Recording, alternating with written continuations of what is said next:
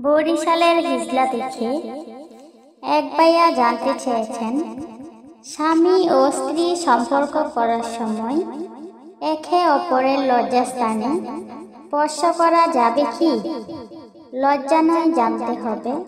আমার প্রিয় ভাই ও বোনেরা ও আমার দিনদার ইমানদার মুমিন মুত্তাকি ভাই ও বোনেরা, আমার কাছে আরো অনেকেই জানতে চান, স্বামী ও স্ত্রী কিভাবে সম্পর্ক করিলে স্বামী ও স্ত্রী কিভাবে অল্প সময়ে সুখ পাওয়া যায়। আমার প্রিয় মা ও বোনেরা, এই বিষয়টি শুনতে খারাপ লাগলেও খুবই গুরুত্বপূর্ণ। মা ও বোনেরা আমার, আপনারা কি লজ্জা পাচ্ছেন? আমি একজন মেয়ে মানুষ হয়ে কেন এগুলা আলোচনা করছি? হ্যাঁ আমার মা ও বোনেরা, আমি এই আলোচনাটা এই জন্যই করছি। আমার অনেক মা ও বোন রয়েছেন, 20 বছর 30 বছর হয়েছে বিয়ে হয়েছে, কিন্তু আজ পর্যন্ত স্বামী তাকে খুশি করতে পারেনি। তবে হ্যাঁ, 2-3টা বাচ্চাও হয়েছে।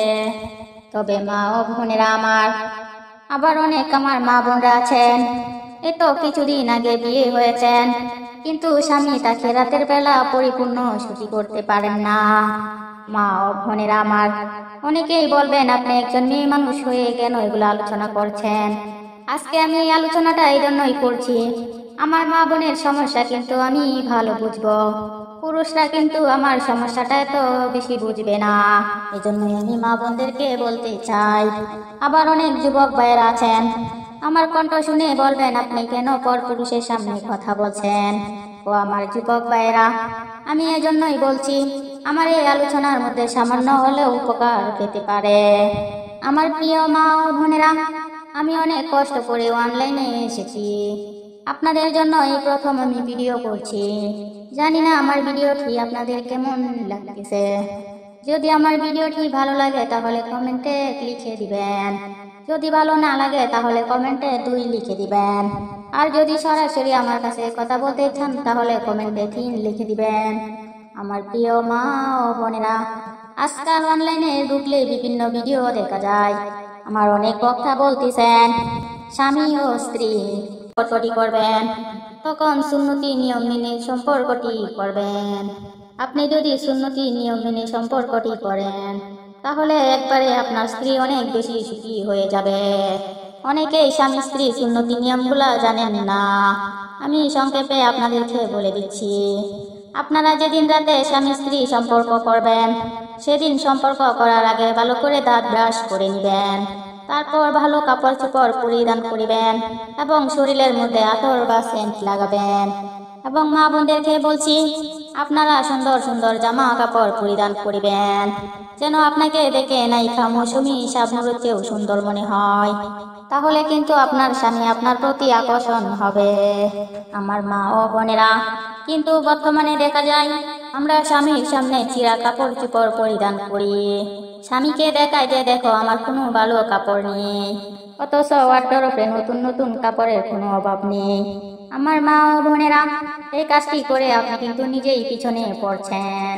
এতে করে দেখা যায় আপনার স্বামী রাস্তা দিয়ে সুন্দর সুন্দর মেয়েরা হেঁটে গেলে তাদের দিকে নজর চলে যায়, এজন্য কিন্তু দায়ী আপনি। কি মা ও বোনেরা, ঠিক নেই? আপনারা বলুন, আমার কথা কি ঠিক? মা ও বোনেরা আমার, ভুলে ওই কাজটি করিবেন না। আপনার সবচেয়ে সুন্দর কাপড়গুলো আপনার স্বামীর সামনে পরিধান করিবেন, যাতে করে আপনার স্বামী পর নারীর দিকে নজর না দিতে পারে।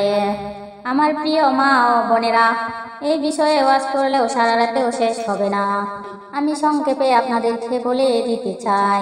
স্বামী যখন সম্পর্ক করবেন, মূল কাজ শুরু করার আগে আপনি আপনার প্রিয়তমা স্ত্রীকে ভালো করে আদর সোহাগ করে নেবেন। এবং মা বোনদেরকেও বলতে চাই, আপনারাও ভাব না ধরে আপনার স্বামীকে সহযোগিতা করুন, আপনার স্বামীকে আদর সোহাগ করুন। কি মা ও বোনেরা, স্বামীকে আদর করলে কি ছোট হয়ে যাবেন? না না মা ও বোনেরা, স্বামীর কাছে কেউ ছোট হয় না, স্বামীকে সবসময় উপরে রাখাই চেষ্টা করবেন। মনে রাখবেন, স্বামীর পায়ের নিচেই কিন্তু আপনার বেহেশত। ঠিক কিনা বলুন? আল্লাহ তাআলা কিন্তু বলে নাই স্ত্রীর পায়ের নিচে স্বামীর বেহেশত। যদি এরকম হতো তাহলে স্বামীরাই আপনাদেরকে আজমত করত, কিন্তু আমাদের প্রিয় নবী বলে গেছেন প্রত্যেকটি নারীর জন্যই স্বামী তার বেহেশত।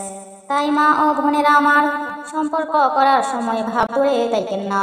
স্বামী যখন আপনাকে আদর সোহাগ করিবে, আপনিও তখন আপনার স্বামীর বিভিন্ন জায়গায় চুম্বন দিয়ে দিন, আর তাতে করে আপনার স্বামী আরো বেশি খুশি হয়ে যাবে এবং আপনাকে আরো বেশি আদর করতে চাইবে। ঠিক কিনা বলুন মা ও বোনেরা আমার?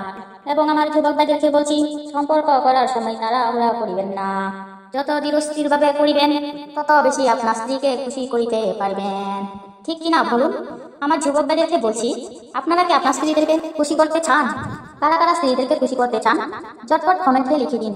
আমি আমার যুবক ভাইদেরকে বলছি, অনেক সময় সম্পর্ক করার সময় অধিক বেশি উত্তেজনার কারণে অনেক বেশি ভুল করে ফেলেন।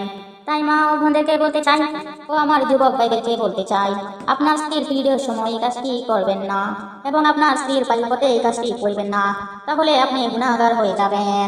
ও আমার যুবক ভাইরা, আপনার প্রিয়তমা স্ত্রীকে জোর করে কিছু করবেন না।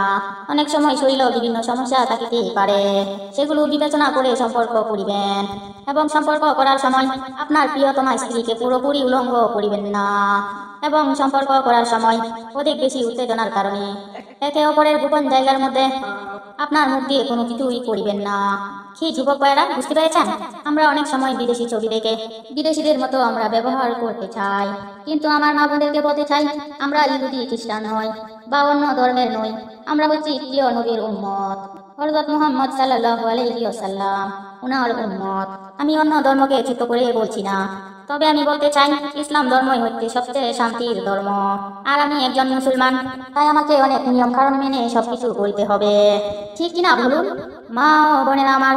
অনেক লম্বা আলোচনা একদিনও বলে সম্ভব না, তাই আপনারা যদি আমার নিয়মিত আওয়াজ শুনতে চান, তাহলে আমাকে অনেক বেশি বেশি ভালোবাসুন।